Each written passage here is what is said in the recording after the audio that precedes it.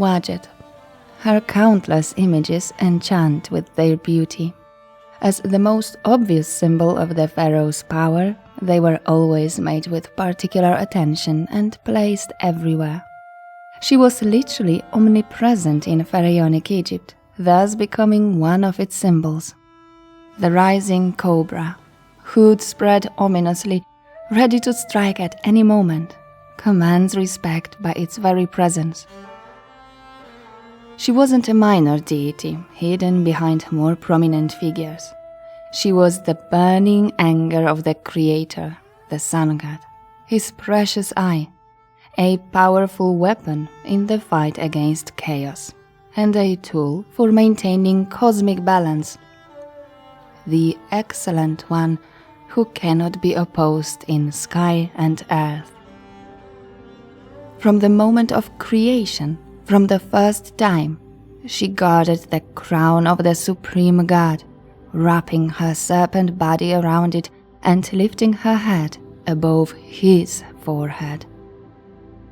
This same crown was to be worn by all the earthly rulers of Egypt, as she was the crown, literally representing the living crown of the pharaoh, on which she was always perfectly visible in her form of uraeus, representing divine power in its most fearful form, in the form of a fire-spitting cobra, the Lady of Flames, flames that consumed the bodies and souls of those who dared to stand in the way of the victorious parade of the sun, the great Ra, crossing the sky on his bark. She destroyed in this world and in the next the demons and sinners who acted against the sacred authority of the pharaoh, against the divine law of Maat. Wadjet was the protectress of Lower Egypt long before the unification of the two lands. She never lost this title in pharaonic Egypt, remaining the embodiment of the fertile north, the rich cities of the delta, the land of palm groves and papyrus marshes, personified by her, the Green One. Goddess of regeneration and healing, patroness of pregnant women and infants, as fierce as she was gracious. Together with the great mother of the south, the vulture Nekbet, she remained the main traditional symbol of Egyptian statehood for over 3,000 years. The two ladies guarding the pharaoh, his throne, cartouches, images, and finally his tomb. They were the true emblem of the two lands, from the time of the first dynasty to the Roman times. Who is this ambiguous goddess? Hello everyone, my name's Irena. Welcome to my channel Ancient Sites Girl. I invite you to a podcast about the history of ancient Egypt. Today I'll tell you about the mysterious goddess Wadjet, her role in Egyptian religiosity, about her cult, about the powerful magical symbols associated with her, and of course, about her great importance for Egyptian kingship. As always, to delve deeper, we'll reach for the original ancient texts.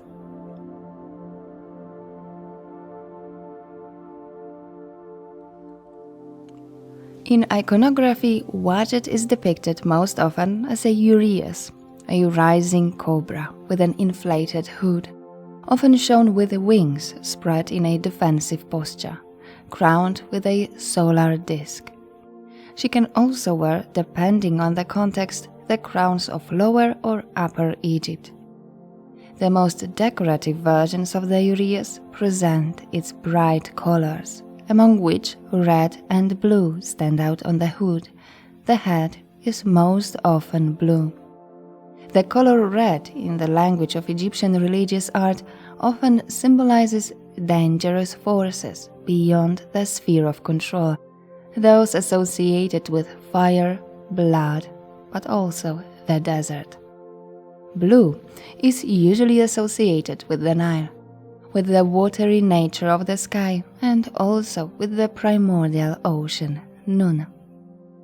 Wadjet is therefore a primeval being, inextricably linked to the act of creation, as we'll soon find out.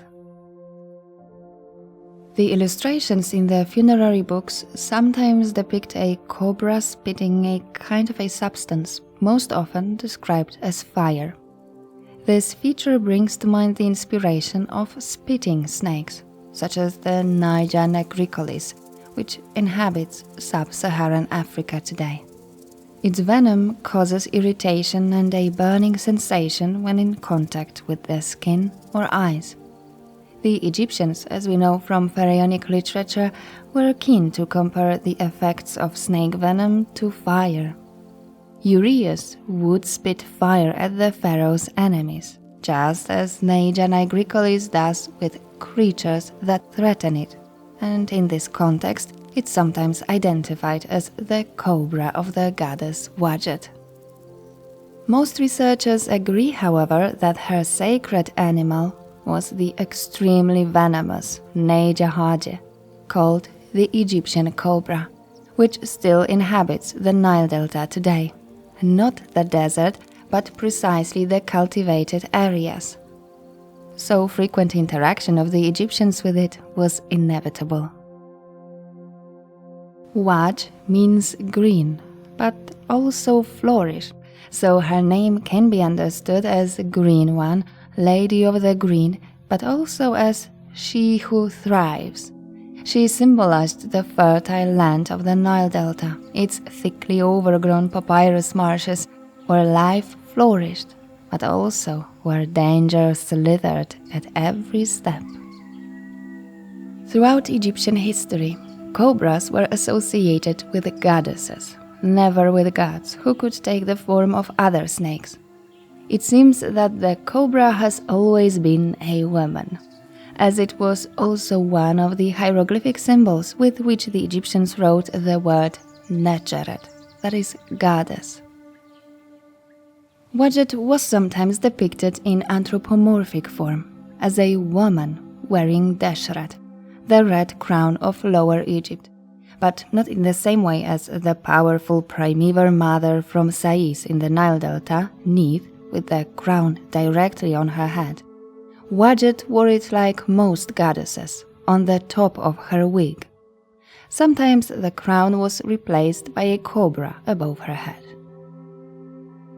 According to researchers, those creatures were associated with rulers since deep prehistory.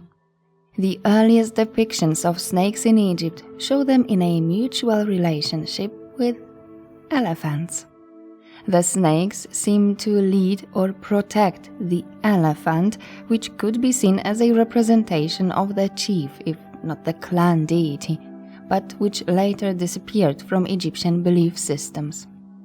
Due to desertification, elephants, Abu as they were called, were rare in historical Egypt. Snakes around the world were associated with fertility and regeneration cults.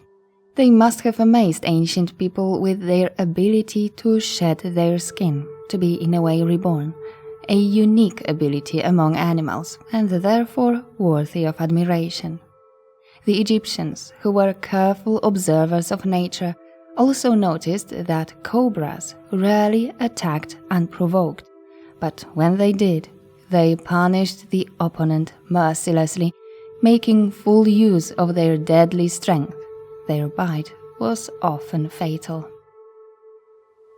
Cobras lurking among the papyrus thickets, always alert, observing with hypnotic calm, striking suddenly and without mercy.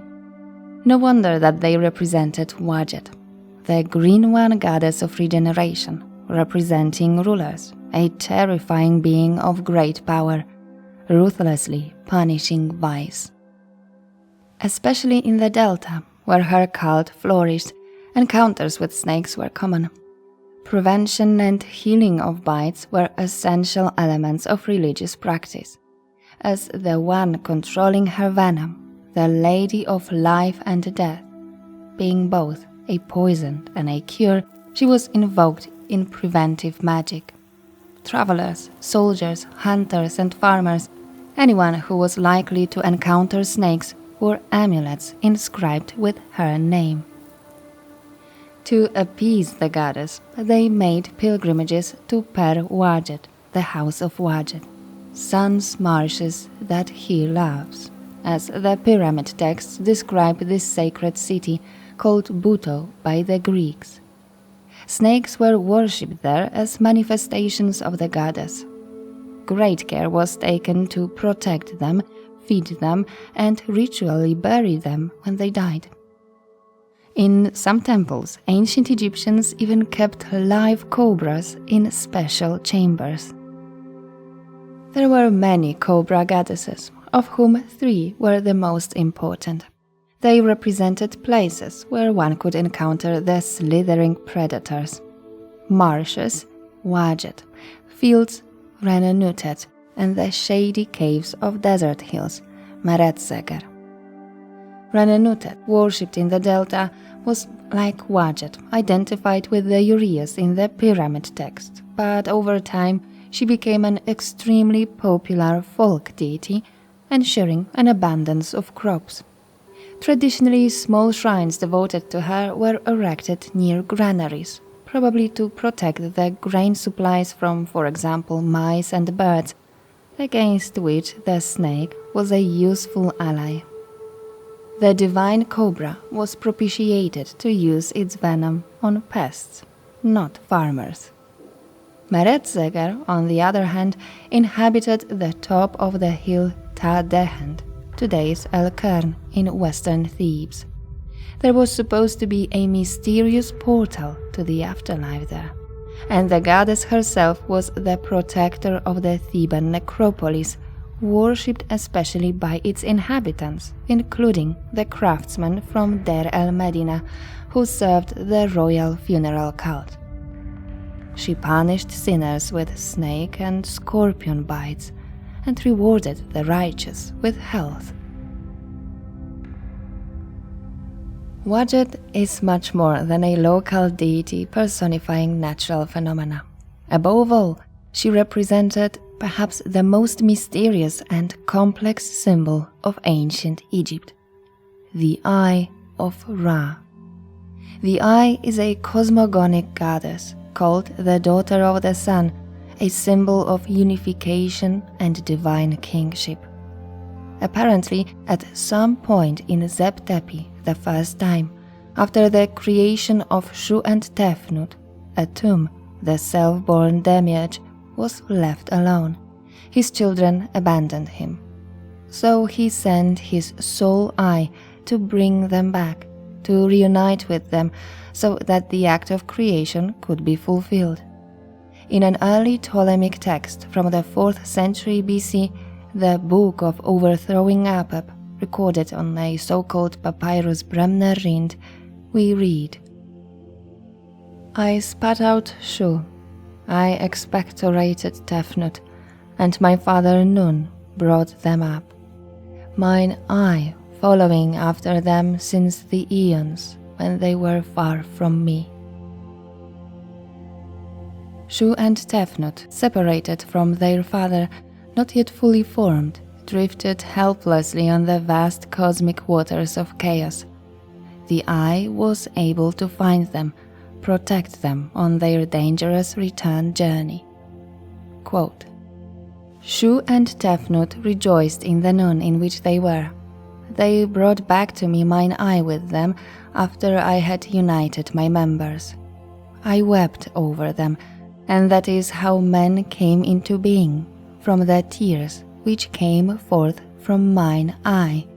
For it was wroth with me when it returned and found that I had made another in its place, having replaced it with the glorious eye. So I promoted it in my face, and when it exercised governance over this entire land, its wrath died away, for I had replaced what had been taken from it.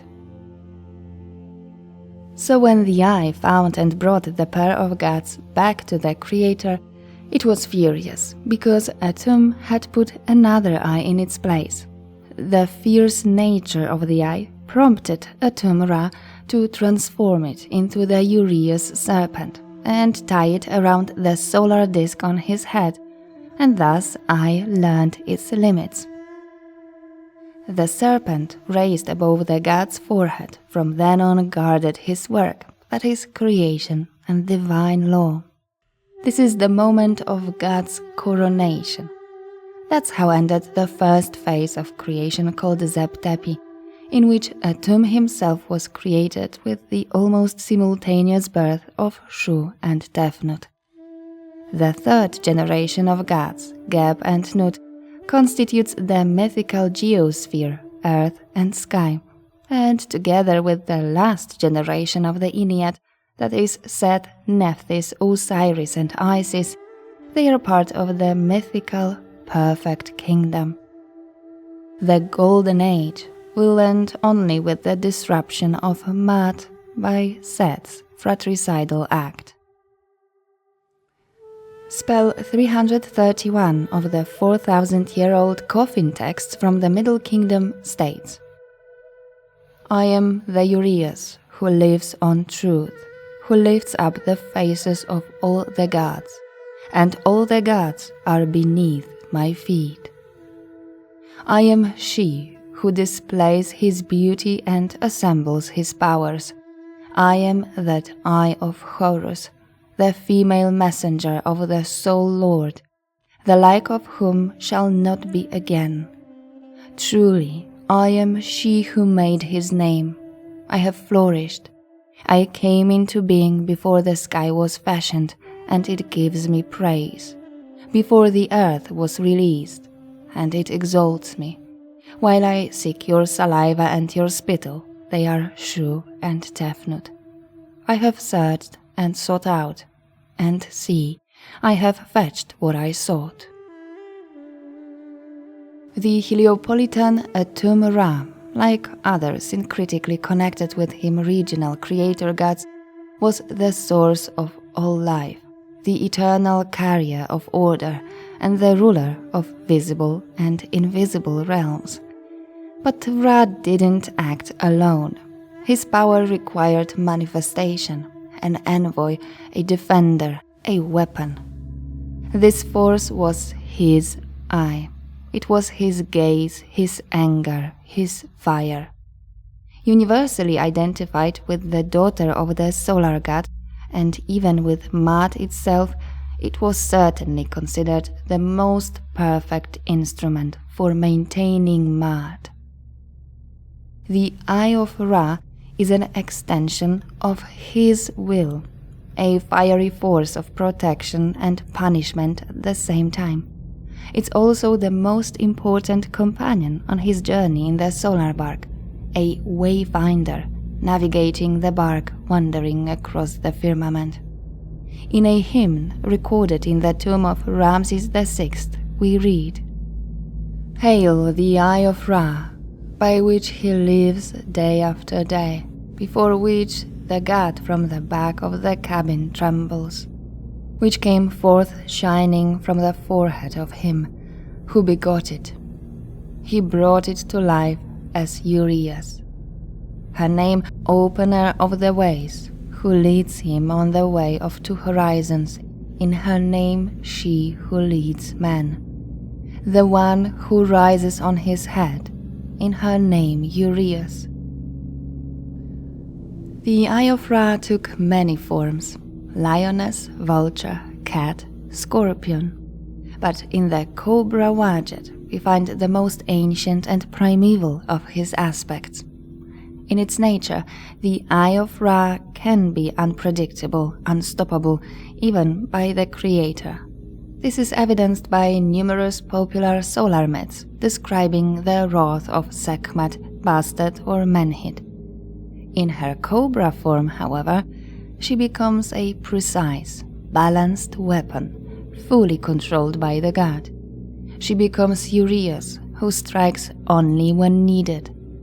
And Ra needs her, especially during the dangerous time of night, when, as a dead god, he traverses on his bark the inhospitable waters of Duat, the land of the dead, full of dangers.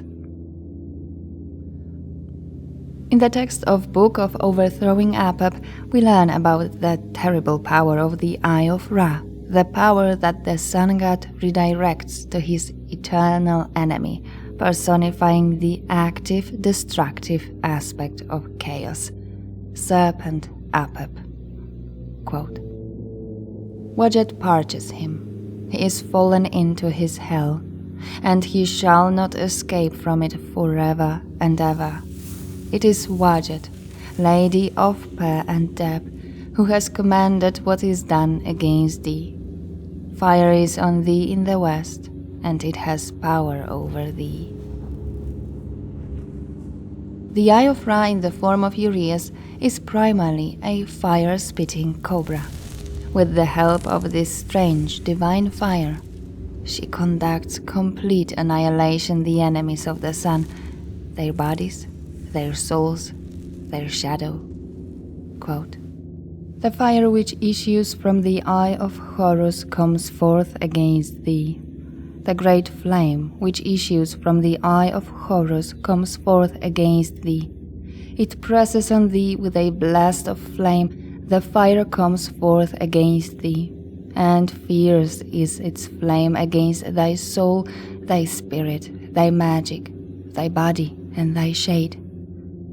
The mistress of burning has power over thee. Her fiery blast makes chastisement in thy soul. She annihilates thy shape. She chastises thy form. And thou art fallen to the eye of Horus, which is enraged against its foe. Wepus the Great parches thee. The Eye of Ra has power over thee. The devouring flame consumes thee, and there is no remnant to fall. The text contains references to the Eye of Horus, or the so-called Wadjet Eye, to which we return in a moment. Wadjet was worshipped as the symbol of the Pharaoh's power. Celestial diadem snake on the king's forehead. The risen serpent with a spread hood. Narrate means she who rears up, a title interpreted by the Greeks as uraeus and Latinized as uraeus. The earliest representations of uraeus, a cobra standing on the king's forehead, date back to the First Dynasty. Found in Abydos, the small ivory tablet, 30th century BC, shows King Den, in characteristic of later centuries, the slaying the enemy pose, and displaying the uraeus on his nemes, by the way also shown for the first time. Nemes is a form of king's crown, which is in fact a decorative scarf, of course. The Egyptians, unlike many other cultures, didn't make royal crowns from precious metals. They were usually made of fabric or leather, but it was the spot in the middle of the forehead that seemed to have the greatest significance, sacral meaning, and above all, the obligatory image of uraeus. Actually, uraeus decorated all headgear of the king, from a simple skull cap to the most ceremonial double crown, pshent. The so-called blue crown, Kepresh war crown, which in its shape also seems to refer to the cobra hood, was described as the main weapon of the Egyptian army. The walls of Karnak immortalized the victory of the magnificent Thutmose III over the Asians in the Battle of Megiddo around 1457 BC. Quote, fear of his majesty entered their bodies, and their arms were weak, for his serpent diadem had overpowered them. The crowns of Egypt weren't ordinary regalia. They were believed to be alive in a way. They directly represented the divine Wadjet, who is the living crown. As such, they inspired pious and genuine fear. Wadjet doesn't play a major role in the pyramid texts, but a noteworthy fragment describes the ritual concerning Deshret, the red crown, symbolizing power over the north of the country. When the priest officiating opens the door of the shrine where the crown was stored, he addresses it as a goddess. He comes to thee, O red crown. He comes to thee, O fiery one. He comes to thee, O great one. He comes to thee, O magician. He has purified himself for thee. He comes to thee, O magician. It is Horus who has fought to protect his eye, O magician. The king's crown, filled with energy by the goddess, makes the pharaoh a possessor of powerful magic. The most complete series of coronation scenes preserved to date can be found in the so-called Red Chapel of Hatshepsut in the Karnak temple, now part of the open-air museum there. We see Amun crowning Hatshepsut with the nemes, and the queen kneels with her back turned to him, while Thoth presides over the proceedings and establishes her reign years and the set festivals she will hold in the future. According to the inscription, Amun-ra declares, "My daughter, Matkara, I establish your nemes crown on the first occasion of the appearance as king on the throne of Horus of the living, like Ra, forever." Then the god refers to the fiery uraeus and the solar eye, which the crown represents. In the coronation texts we have the following pattern. The great god simply states that he bestows the crown, while it's usually the accompanying goddess personifying the solar eye, uraeus, who provides all the information about its meaning. Quote, "Amun-ra, Lord of the thrones of the two lands, may you cause me to rise forth on the forehead of your daughter, the dual king, Matkara, in accordance with what you have ordained." The red crown coronation is accompanied by Lady of Pe and Deb. That is one of the popular titles of Wadjet. The neighboring delta cities of Pe and Deb were unified as Per Wadjet. Amun informs the queen. "Receive your red crown. Its wire is stable on your head. Your crown, its shaft, has pierced the sky. Your fiery flame is directed against the foreign people. When you are arisen as Lady of Pe and Deb."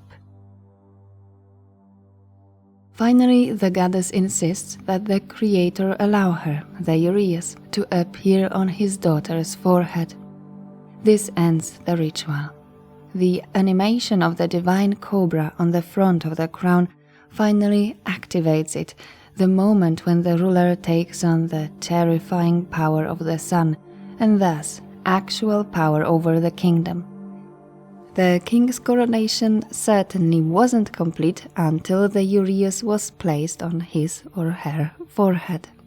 Quote, "And her majesty became greater than anything. It was more beautiful looking at her than anything. Her form was as that of a god. Her character was as that of a god. When she did anything, it was as a god. Her efficacy was as that of a god. Wadjet, in her moment of rage, she made her divine form majestic." It was thanks to the power of the goddess that the king could rule his people. Wadjet gave the pharaoh magical power, but also inspired fear in him and controlled him to keep Egypt and the universe in order and balance. Without the uraeus, the king was powerless, which is why even when he's presented as the future king, the young crown prince, he already wears the uraeus snake on his forehead. By the time of the Middle Kingdom, royal wives and princesses could also place uraeus on their diadems. The royal family surrounded themselves with her protective power. The image of the goddess was carved on scepters, thrones, on the hilts of ritual daggers, etc. For without her, no power was sacred, no throne was safe. 2 cobras wearing the 2 crowns of Upper and Lower Egypt flanked the royal cartouches, thus creating a kind of coat of arms of the kingdom. Those who wanted to harm the pharaoh, desecrate the holiness, violate the divine law of mud, were met with the fury of Wadjet. The punitive force of the king, extending to the death penalty, is called Bao. Bao is the plural form of the word that we usually translate as soul, Ba.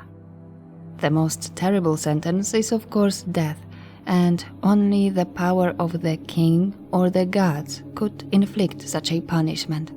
In Egypt there was a strict state monopoly on executions, although during the intermediate periods nomarchs also claimed it. The death penalty was the domain of the king and was to be used very carefully. These restrictions were connected with the concept of Ba, soul. In the Old Kingdom, the prevailing belief was that only the king had Ba, a soul that left the body after death and entered the afterlife. After the fall of the Old Kingdom, this idea became universal. Every individual had Ba, which could enter the afterlife. So each convicted person could therefore from the afterlife hold his earthly judge accountable if he was wrongly convicted. So a death sentence could be issued only if there was absolute certainty of divine approval. A good example of reluctance in issuing death sentences are records of the Harem conspiracy trial, following the assassination of King Ramses III around 1155 BC. After being found guilty, the conspirators weren't executed, but sentenced to die by their own hands. All this from the strong belief in the immortality of the soul. The enforcement of Bao was left to the burning with anger uraeus, most often in the next world. Already in the oldest known religious text, the pyramid text of Unas from the 24th century BC, we read, "The strength of Unas is behind him. His guardian forces are under his feet. His gods are over him. His uraeus serpents are over his head. The leading snake of Unas is at his forehead. She who perceives the soul of the enemy, she who excels in the force of fire." In the Book of the Dead we read, "Malachite glitters for me. I live according to my will, for I am Wadjet, lady of the devouring flame, and few approach me." She guarded not only the throne of the living, she followed the pharaohs to the other side. Her fire, once given to the ruler, didn't fade at the moment of death. When Ra, united with the deceased pharaoh, traveled through the duat in his solar bark, uraeus was his living weapon. She guarded the solar bark on its nocturnal journey, not only destroying its enemies, but also showing the way. For fire destroys, but also illuminates. It burns, but also purifies. It can bring death, but also life. It's uncontrollable, and yet in Wadjet it becomes an instrument of divine order. The Egyptians believed that its flame had the power to burn chaos, to blind those who lie, to incinerate demonic forms. When a king wore it on his forehead, he wore this very fire, and the ancients believed in it sincerely.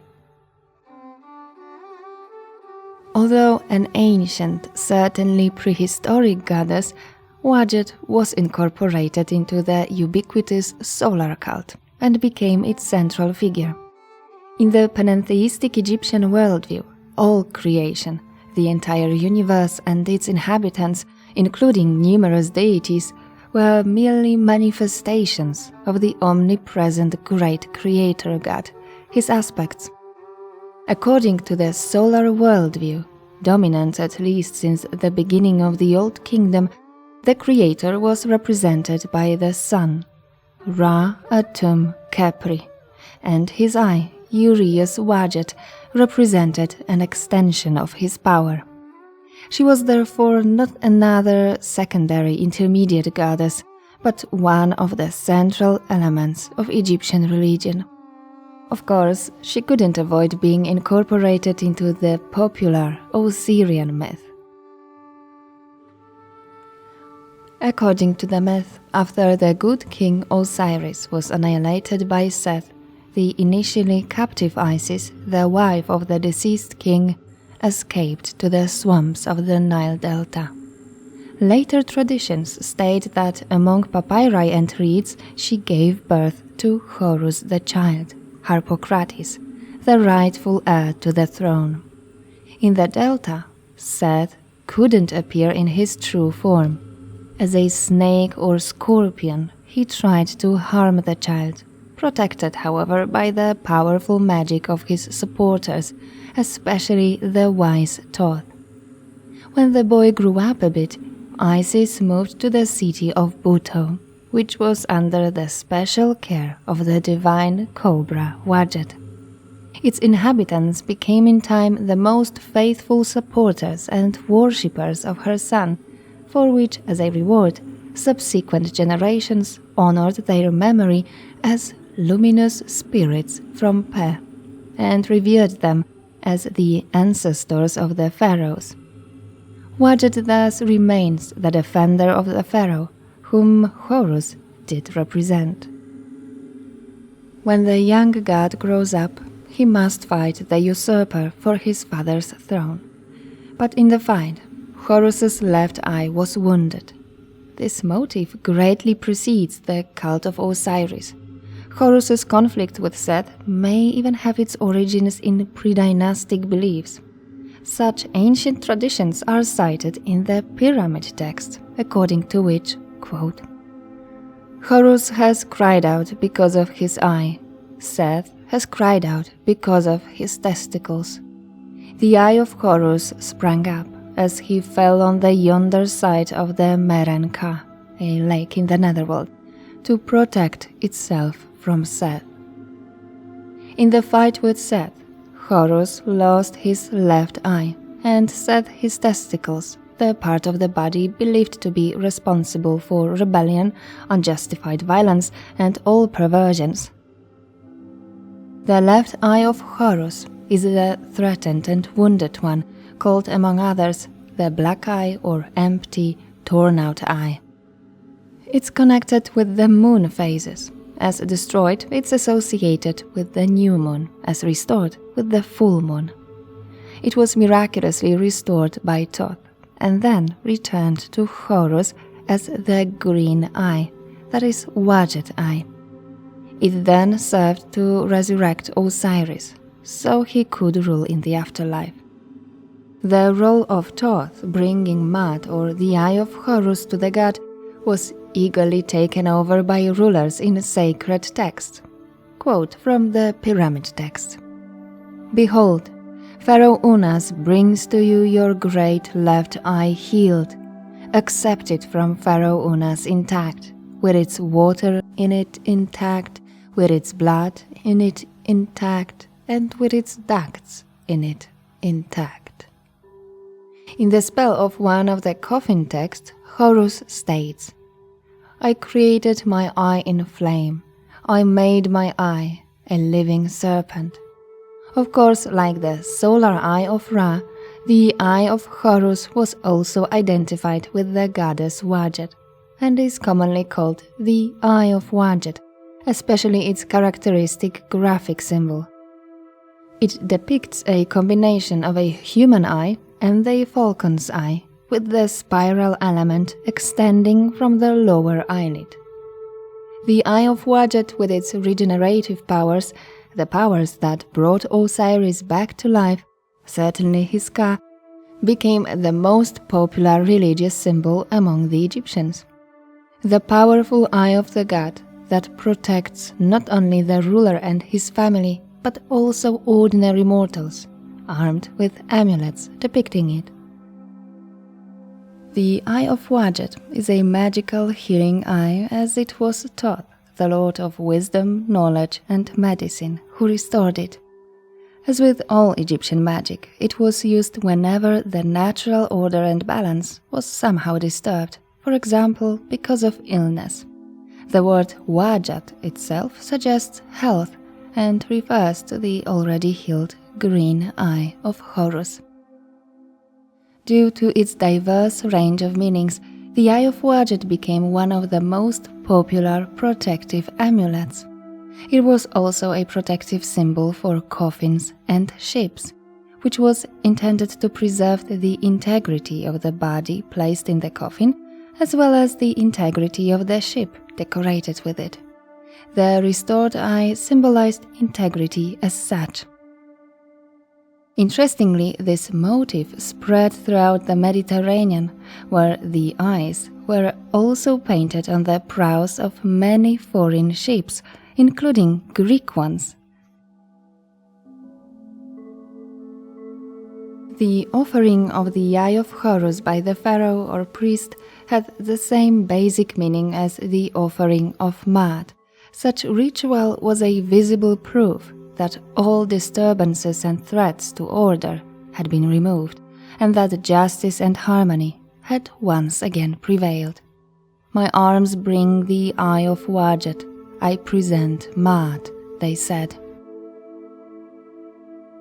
Some see the so-called Eye of Wadjet as a lunar counterpart to the solar eye, which refers directly to early dynastic beliefs.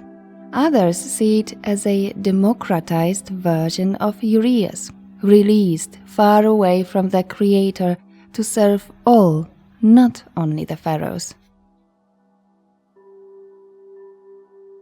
Dualism reigned supreme in ancient Egypt. The entire kingdom was born from the unification of apparent opposites, Upper and Lower Egypt, red and black land, that is desert and floodplain. This duality is best illustrated by the two goddesses jointly watching over the throne of the pharaoh, Wadjet and Nekhbet. Together they were called Nepti, that is, two ladies. Nekhbet is a pre-dynastic vulture goddess whose name means she of Nekheb. Nekheb was one of the most important centers of Upper Egypt, the place where the kings of the south were crowned. This picturesque site, not far from modern El Kab, I recently visited. The local desert is dominated by steep hills, decorated with prehistoric pictographs, hills once inhabited by the sacred Egyptian vultures. In the immediate vicinity of Nekheb was the famous city of Nekhen, Hierakonpolis, the early Upper Egyptian capital of the worshippers of Horus and the main center of his cult. Like Wadjet from the Nile Delta, Nekhbet was once worshipped as the supreme deity, the Great Mother of the South. With the unification of the two lands, she didn't entirely lose her position, although subordinate to Horus and the new concept of divine kingship, she remained the representative of Upper Egypt, just as the Cobra Wadjet continued to represent Lower Egypt, that is the Nile Delta. In time, they became two faces of one crown. After the Horus name, that is Serek, the name Nepti is the second oldest royal name among the so-called Great Five names, official titles of the king, although the oldest versions of the two ladies' name, instead of a cobra, depicted a red crown accompanied by a vulture. The prototype of Nepti name used before the introduction of the final form was of course found in the royal necropolis in Abydos, in the tombs of kings Aha and Jer from the first dynasty. Also in the tomb of Queen Neithotep, symbols of two ladies with a red crown instead of a cobra were found. The oldest use of the final form of the Nepti name, that is a vulture and a cobra over two baskets, appeared during the reign of King Samerkhet from the first dynasty, who called himself Iri Nepti, guardian of the two ladies. After him, every future king of Egypt used the name Nepti. In the Old Kingdom, the symbol was also used by royal consorts as part of their birth names. The groups of signs constituting the name were never used separately, although it seems that the Egyptians particularly cherished the tradition of distinctness of the two lands, never striving for complete unification of the kingdom. The oldest preserved sanctuary of both goddesses is located in Saqqara and is part of the magnificent funerary complex of Djoser, the founder of the Third Dynasty from the 27th century BC. The two chapels are among the oldest stone buildings in pharaonic Egypt. While Nekhbet was often called the mother of the king, Wadjet primarily represented his crown. In the New Kingdom, the vulture sometimes joined Wadjet on the royal crown. Such temporary fashion seems to have been introduced by Tutankhamun. The traditional uraeus, however, seemed more appropriate for his successors, and the two goddesses returned to the crown only under the Black Pharaohs of the 25th Kushite dynasty, 7th century BC, during the Third Intermediate Period. Both were then depicted in cobra form. This is how the last pharaoh of the 25th dynasty, Tentamani, describes on his stele his mystical contact with the two ladies. In the year 1 of his coronation as king, His Majesty saw a dream by night, two serpents, one upon his right, the other upon his left. Then His Majesty awoke and found them not. His Majesty said, "Wherefore has this come to me?" Then they answered him, saying, "Thine is the Southland. Take for thyself also the Northland. The two goddesses shine upon thy brow, the land is given to thee, in its length and in its breadth. No other divides it with thee."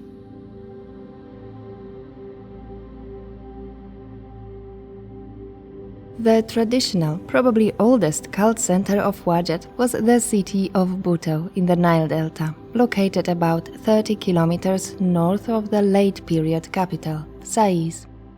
Now called Tel el Farain, that is, Hill of the Pharaohs. Per Wadjet, as the Egyptians called it, originally consisted of two separate urban units, Pe and Deb, separated by a branch of the Nile.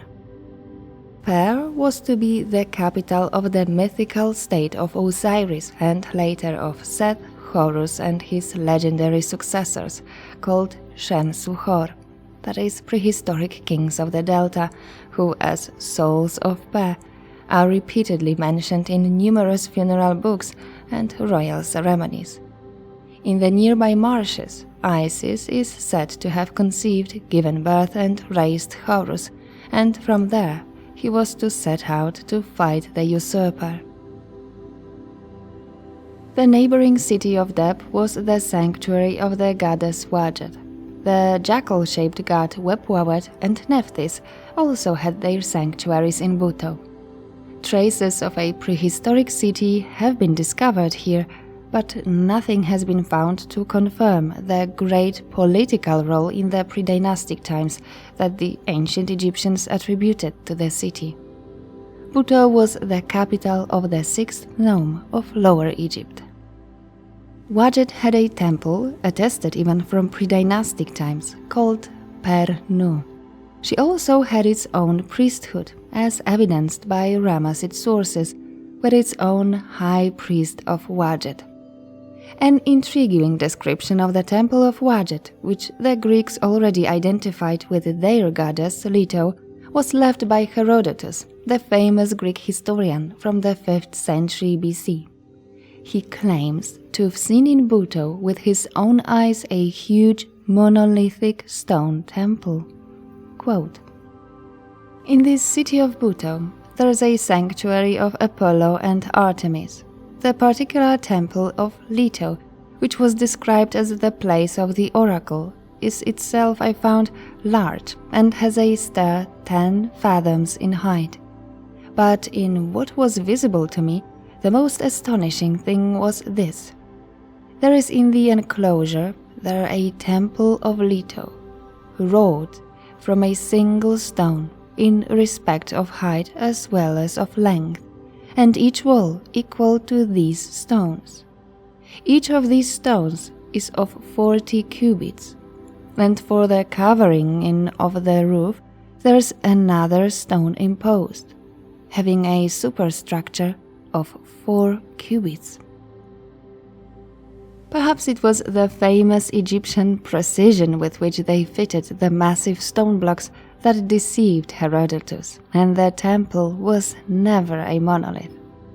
Almost nothing remains of it today, a few randomly scattered stones, a few stelas and statues excavated from the ground by archaeologists. In ancient times, however, it was a destination for pilgrimages from all over Egypt, a very popular healing sanctuary and an oracle. The local priestesses of Wadjet were supposed to amaze with their ritual dances, imitating the movements of a cobra, and they also traditionally served as midwives, as Wadjet watched over childbirth, as she who opens the womb. Midwives often wore snake amulets. It was believed that her gaze warded off evil spirits, causing miscarriages and maternal deaths during childbirth. Medical papyri texts describe spells in which Wadjet is mentioned alongside other protective deities with healing powers, such as Isis, Hathor, and Taweret. Although terrifying goddess of terrible power, in which she had no equal, Wadjet never attacked blindly, like for example Sekhmet, who also personified the Eye of Ra. Wadjet always acted with great precision, whether in defense of the pharaoh or his subjects, whom she healed as effectively as she defended the borders and unity of the kingdom. And she did it consistently for over 3,000 years. She is one of those ancient great mother goddesses of Egypt who never lost their popularity until late antiquity.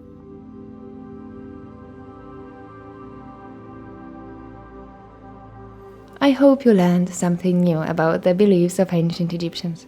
Thank you for listening. Please let me know in the comments what you'd like to hear about next time. I would also like to thank all my patrons. Thank you so much. Thank you. Without you, I don't know what I would do. I truly appreciate your contribution. If you don't support me yet but would like to, I placed my Patreon link below in the description. Don't forget to like my video and subscribe to my channel. Goodbye and see you on the next one.